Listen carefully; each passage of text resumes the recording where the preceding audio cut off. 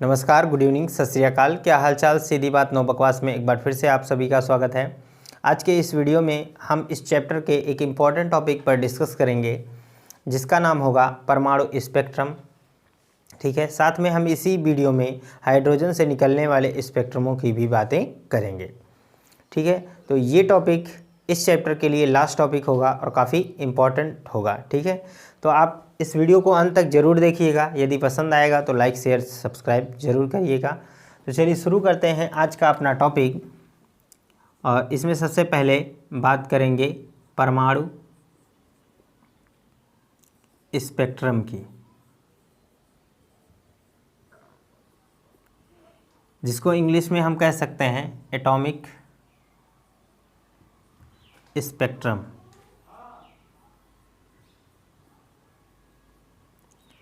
देखिए, इससे पहले हमने बोर के परमाणु मॉडल में आप लोगों को एक बात समझाया था कि प्रत्येक इलेक्ट्रॉन जो होते हैं एक निश्चित कक्षा में चक्कर लगाते रहते हैं। ठीक है, जो इलेक्ट्रॉन होते हैं वो नाभिक के चारों ओर एक निश्चित कक्षा में क्या करते हैं, चक्कर लगाते हैं। और जब तक इलेक्ट्रॉन निश्चित कक्षा में चक्कर लगा रहे होते हैं तब यह ऊर्जा का उत्सर्जन नहीं करते। लेकिन यदि कोई इलेक्ट्रॉन उच्च ऊर्जा स्तर से निम्न ऊर्जा स्तर में संक्रमण करता है यानी प्रवेश करता है तो वह अपने साथ एक ऊर्जा का उत्सर्जन करता है। अर्थात अगर यह ऊर्जा स्तर E2 है और यह ऊर्जा स्तर E1 है तो यदि कोई इलेक्ट्रॉन यहाँ से इसमें ट्रेवल कर रहा है यानी संक्रमण कर रहा है, 2 से 1 में आ रहा है, तो ये क्या करता है, ऊर्जा का उत्सर्जन करता है। ठीक है, ऊर्जा का क्या करता है, उत्सर्जन करता है।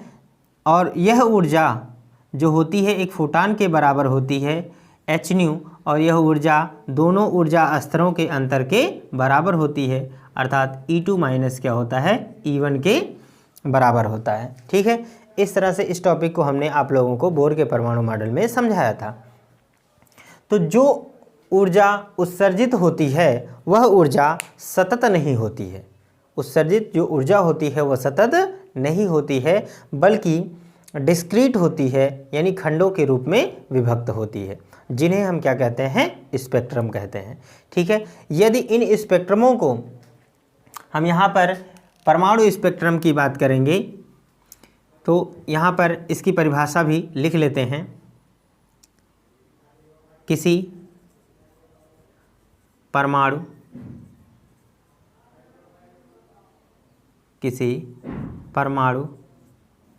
से उत्सर्जित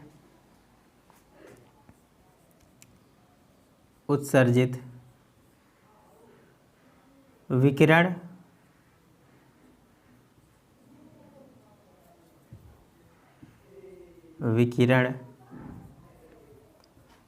को उसकी आवृत्ति या तरंगदैर्घ्य के बढ़ते या घटते क्रम में व्यवस्थित करने को परमाणु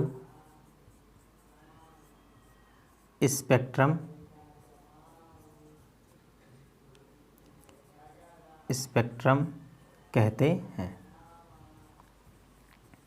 ठीक है, क्या कहते हैं, परमाणु स्पेक्ट्रम कहते हैं। ठीक है, अब इसके बाद में प्रत्येक परमाणु से जब इलेक्ट्रॉन उच्च ऊर्जा स्तर से निम्न ऊर्जा स्तर में संक्रमण करता है तो ऊर्जा का उत्सर्जन होता है।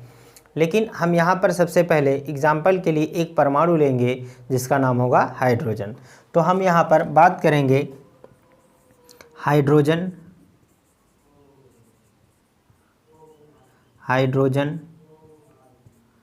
परमाणु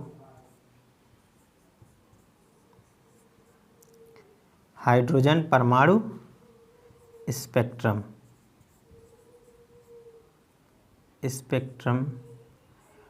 स्पेक्ट्रमी रेखाएं। ठीक है, स्पेक्ट्रमी रेखाएं यानी हाइड्रोजन परमाणु में आप जानते हैं कि एक ही इलेक्ट्रॉन और एक ही प्रोटॉन होता है। जब हाइड्रोजन परमाणु में इलेक्ट्रॉन जो है जब किसी उच्च ऊर्जा स्तर से निम्न ऊर्जा स्तर में आता है तो वह इन ऊर्जा स्तरों के अंतर के बराबर यानी E2 माइनस E1 के बराबर ऊर्जा का उत्सर्जन करता है और यह ऊर्जा hν के बराबर होती है। ठीक है, ऊर्जा का उत्सर्जन करता है और इस ऊर्जा के विकिरण की एक निश्चित तरंगदैर्घ्य होती है। क्या होती है? एक निश्चित तरंगदैर्घ्य होती है जिसे हम एक स्पेक्ट्रम कहते हैं और इसकी तरंगदैर्घ्य जो होगी वो 1/λ इज इक्वल होता है R इन ब्रैकेट 1/n1 का स्क्वायर माइनस 1/n2 का स्क्वायर। ठीक है, जहाँ R बराबर 1.09 गुणे 10 के पावर 7 मीटर सेकंड होता है, मीटर प्रति सेकंड। ठीक है, और n1 और n2 क्या है? जहाँ पर n1 क्या है जिसमें संक्रमित हो रहा है, n1 क्या है? n1 बराबर जिस ऊर्जा स्तर में इलेक्ट्रॉन संक्रमण कर रहा है और n2 क्या है? जिस ऊर्जा से इलेक्ट्रॉन आ रहा है। ठीक है, यहाँ पर लिख सकते हैं n1 बराबर जिस ऊर्जा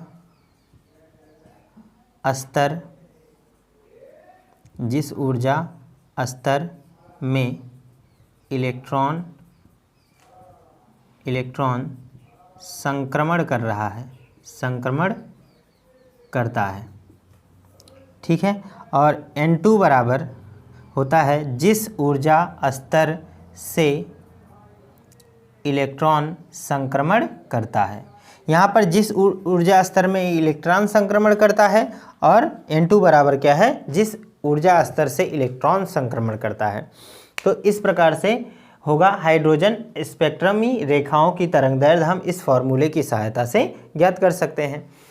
अब अगर पहली ऊर्जा स्तर में इलेक्ट्रॉन संक्रमण करता है तो उसे हम लाइमन श्रेणी कहते हैं और दूसरे के लिए बामर श्रेणी, पासन श्रेणी, फुंड और ब्रैकेट श्रेणी का इस्तेमाल करते हैं। तो आप इसका स्क्रीनशॉट लीजिए, फिर हम आगे कंटिन्यू करते हैं। तब तक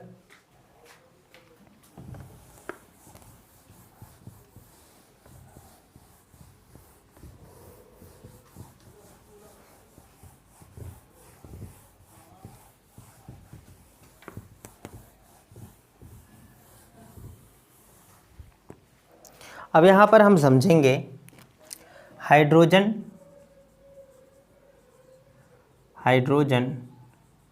परमाणु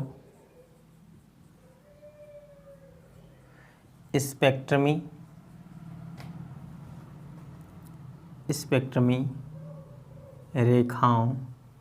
रेखाएं में जो उत्सर्जित स्पेक्ट्रम होते हैं उनकी तरंगदैर्घ्य को अलग अलग श्रेणियों में विभाजित किया गया है, जिसमें हमारी पहली श्रेणी है लाइमन श्रेणी। क्या होता है? लाइमन श्रेणी। यहाँ पर क्या करना है? लाइमन श्रेणी। लाइमन श्रेणी क्या होता है? इसके लिए जो हमारा फॉर्मूला होता है, यदि कोई इलेक्ट्रॉन उच्च ऊर्जा स्तर से पहले ऊर्जा स्तर में संक्रमण करता है तो उसे हम उससे बनने वाले जो स्पेक्ट्रम होते हैं उनकी श्रेणी को हम लाइमन श्रेणी कहते हैं। यहाँ पर n1 बराबर क्या होगा? 1 होगा और n2 बराबर 2 भी हो सकता है, 3 भी हो सकता है, 4 भी हो सकता है एंड सो ऑन इनफाइनाइट, कुछ भी हो सकता है। ठीक है, तो हम यहाँ पर ये कह सकते हैं और यहाँ पर तरंगदैर्घ्य का जो फॉर्मूला होगा 1/λ बराबर आ जाएगा R और यहाँ फॉर्मूला हमने बताया था n1 स्क्वायर माइनस 1/n2 का स्क्वायर और लाइमन श्रेणी है इसलिए हम इस फॉर्मूले को ऐसा भी लिख सकते हैं 1/λ इज इक्वल R और n1 की जगह पे क्या हो जाएगा? 1/1 का स्क्वायर माइनस 1/n2 की जगह पे कोई भी वैल्यू हम रख सकते हैं। ठीक है, तो इस प्रकार से लाइमन श्रेणी के में उत्सर्जित जो विकिरण होते हैं उनकी तरंगदैर्ध्य को ज्ञात कर सकते हैं। दूसरा हमारा होगा बामर श्रेणी। इसी प्रकार बामर श्रेणी में जब इलेक्ट्रॉन उच्च ऊर्जा स्तर से दूसरे में संक्रमण करता है, अर्थात n1 बराबर 2 हो जाए और n2 बराबर 3, 4, 5 या एंड सो ऑन इनफाइनाइट कुछ भी हो सकता है, तो यहाँ पर 1/λ बराबर होगा r इज इक्वल 1/, जो n1 की जगह है वहाँ पर हम लिख देंगे 2 का स्क्वायर माइनस 1/n2 का स्क्वायर। ये हमारा होता है बामर श्रेणी के लिए। और इसी तरह से हम देखेंगे तीसरा हमारा होगा पासन श्रेणी। पासन श्रेणी, पासन श्रेणी में क्या होता है, n1 बराबर आपका हो जाएगा 3 और n2 बराबर हो जाएगा 4, 5, 6 एंड सो ऑन। इसी तरह से कोई भी वैल्यू हो सकती है। तो यहाँ पर हमारा मान निकल कर आएगा 1/λ बराबर r इन ब्रैकेट 1/3 का स्क्वायर माइनस 1/n2 का स्क्वायर। इस प्रकार से पासन श्रेणी में उत्सर्जित जो विकिरण होगा उसकी तरंगदैर्ध्य को हम फाइंड कर सकते हैं। आगे और भी श्रेणियां हैं, जैसे पासन श्रेणी के बाद आता है फुंड श्रेणी। फुंड श्रेणी, तो फुंड श्रेणी जो होता है उसके जो तरंगदैर्ध्य होते हैं वो हो जाएंगे n1 के लिए चौथा हो जाएगा, है ना, जब चौथे में संक्रमण करेगा। और यहाँ पर हम बात करेंगे n2 बराबर रहेगा 5, 6, 7 या फिर अनंत तक कुछ भी हो सकता है। तो यहाँ पर 1/λ बराबर आ जाएगा r, रेडबर्ग कांस्टेंट है, 1/ यहाँ पर आ जाएगा 4 का वर्ग और माइनस 1/n2 का स्क्वायर करेंगे।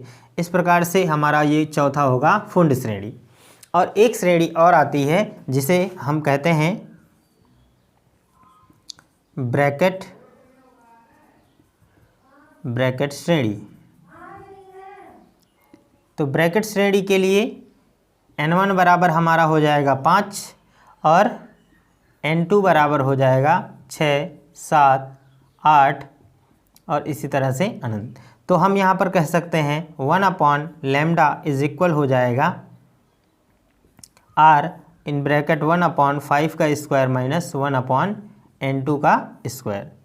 इस तरह से हम हाइड्रोजन परमाणु से उत्सर्जित स्पेक्ट्रमी रेखाओं की तरंगदैर्ध्य के लिए इन सब सूत्रों का इस्तेमाल करेंगे। बहुत ही आसान है। यदि कोई इलेक्ट्रॉन उच्च ऊर्जा स्तर से पहले ऊर्जा स्तर में संक्रमण कर रहा है तो बनने वाली जो श्रेणी होगी वो लाइमन श्रेणी, दूसरे में संक्रमण कर रहा है तो बामर श्रेणी, तीसरे में संक्रमण कर रहा है तो पासन श्रेणी, चौथे के लिए फुंड श्रेणी और पांचवें के लिए ब्रैकेट श्रेणी होती है।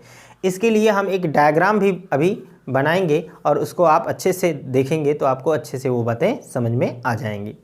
ठीक है, तब तक आप इसका एक स्क्रीनशॉट ले सकते हैं। हम देख रहे हैं हाइड्रोजन परमाणु स्पेक्ट्रमी रेखाओं की जो ऊर्जा स्तर किसी ऊर्जा स्तर से किसी एक ऊर्जा स्तर में आने से बनने वाली श्रेणियों को इस फिगर के द्वारा समझ सकते हैं। ठीक है, यहाँ पर आप देख रहे हैं कि उच्च ऊर्जा स्तरों से यानी अंतिम से पहले में आए या फिर उससे पहले से किसी और में आए, मतलब पहले में 1 नंबर वाली ऊर्जा स्तर में यदि किसी भी ऊर्जा स्तर से इलेक्ट्रॉन उत्सर्जित हो रहा है तो जो श्रेणी बनती है स्पेक्ट्रम की श्रेणी वो लाइमन श्रेणी कहलाती है। यहाँ पर आप देख रहे हैं कि यह ऊर्जा स्तर का बढ़ता क्रम है। ये ऊर्जा स्तर का बढ़ता हुआ क्रम, यहाँ माइनस से ऊपर संख्याएं क्या है, कम हो रही हैं, अर्थात -13.6 से -3.4 कम है, इससे ऐसे कम होता जाएगा, अर्थात यह ऊर्जा का क्या हुआ, बढ़ता हुआ स्तर होगा। आप जानते हैं बड़ी वाली संख्या के सामने माइनस लगा है तो ये कम है और इस तरह से ऊपर बढ़ता हुआ क्रम है। ये उच्च ऊर्जा स्तर से निम्न ऊर्जा स्तर में प्रवेश हो रहा है। तो अगर पहले ऊर्जा स्तर में किसी भी ऊर्जा स्तर से इलेक्ट्रॉन संक्रमित हो रहा है तो जो श्रेणी बनती है उसे लाइमैन श्रेणी कहते हैं। इसी तरह से अगर दूसरे ऊर्जा स्तर में संक्रमण हो रहा है तो उसे बामर श्रेणी कहते हैं। अगर तीसरे ऊर्जा स्तर में संक्रमण हो रहा है तो इसे हम क्या कहते हैं, पासन श्रेणी। और चौथे के लिए यहाँ पर क्या है, ब्रैकेट श्रेणी बनी हुई है। फिर यहाँ पर अंतिम से किसी भी ऊर्जा स्तर से अगर यहाँ पर दिया है पाँचवें ऊर्जा स्तर में संक्रमण हो रहा है तो उसे हम क्या कहते हैं, फुंड श्रेणी। ये फिगर आपके लिए काफ़ी यूजफुल होगा, आप इसे ज़रूर लर्न करिएगा, ठीक है।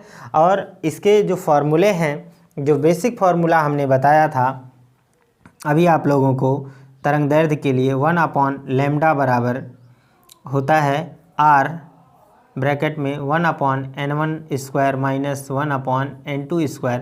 इसे आप ज़रूर याद रखिएगा।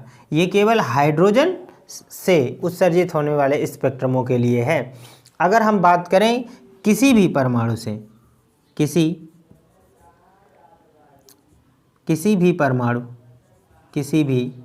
परमाणु से उत्सर्जित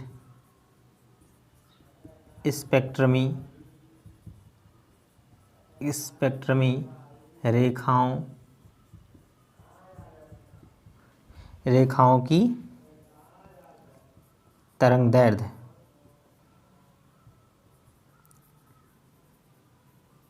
जो होगी वो 1/λ पर होगा r z² 1/n1² minus 1/n2²।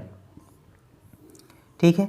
इस फार्मूले की सहायता से आप किसी भी परमाणु से, चाहे हाइड्रोजन हो, हीलियम हो, लिथियम हो, किसी भी परमाणु से उत्सर्जित स्पेक्ट्रम के तरंग दैर्ध्य को ज्ञात कर सकते हैं। अब यहाँ पर बात आती है जेड क्या है। ठीक है, यहाँ पर लिखेंगे, यहाँ जेड परमाणु, या ऐसे लिखें तत्व का परमाणु क्रमांक है, ठीक है। इस फॉर्मूले की सहायता से आप कोई भी किसी भी पदार्थ, किसी भी तत्व से उत्सर्जित स्पेक्ट्रम के तरंग दैर्ध्य को ज्ञात कर सकते हैं। आप इसका स्क्रीनशॉट लीजिए। फिर आज हम एक क्वेश्चन भी करेंगे इसी पर रिलेटेड, फिर आपको ये बातें अच्छे से और क्लियर हो जाएंगी। ठीक है डियर स्टूडेंट, इन दो फुल फॉर्म्स को भी आप अच्छे से ज़रूर लर्न करें।